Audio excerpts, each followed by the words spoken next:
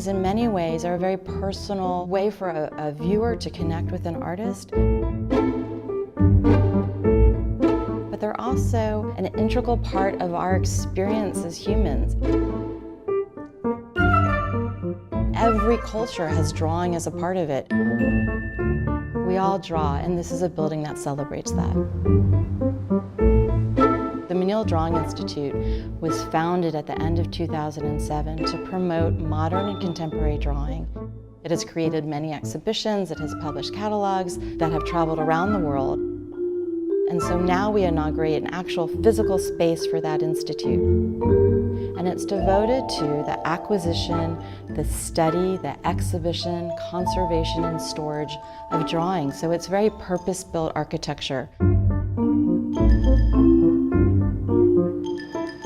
The Drawing Institute is an interesting building type, both because of its focus on drawing and works on paper, but also its scale. It's 30,000 square feet, so it's really somewhere between a house and a museum in terms of its size. When we studied the campus, we also noticed there's a kind of liturgical quality about the building types. Certainly the Rothko Chapel and the Byzantine Chapel is a liturgical type. The Faven installation has this crypt-like quality. This whole idea of sacred and domestic kind of came together in this building. We're sitting in a room that's got light sort of coming from every direction. I think that gives it a sense of time, the change in weather. There's a kind of connection to the outside that's very different here than a more typical museum.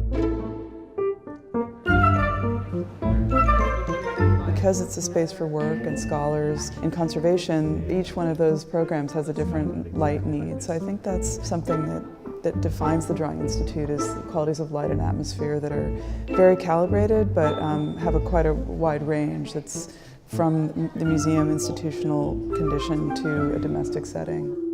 Paper is very fragile and sensitive to light. Drawing curators will tell you that the room for the paper has to have a light level of like 5-foot candles or less.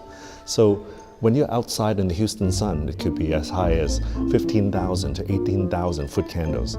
So I think this whole procession of having a courtyard that is partially indoors and partially outdoors, working in concert with the trees, are ways to slowly help your eye adjust as you come in finally to the gallery, that you don't feel like you're entering a dark room.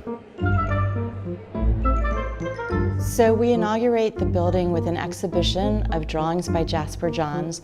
They're drawn entirely from the Menil's permanent collection, Promise Gifts, and then 7 loans from the artist himself. He's one of the greatest artists of our time.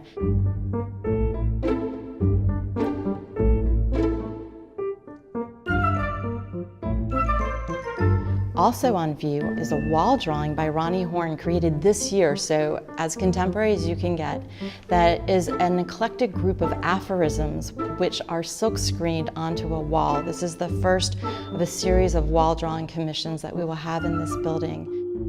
And then the third work on view in our main space is a sculpture by Ruth Asawa. And you might say, why have a sculpture in a building devoted to drawings?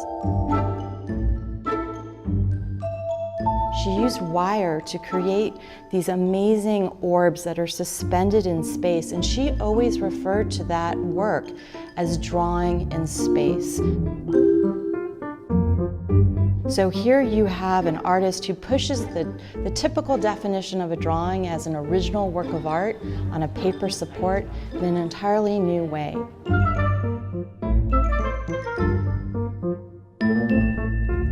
We're pushing the definition of drawing because this is a building that will really explore what a drawing is and what its potential could be.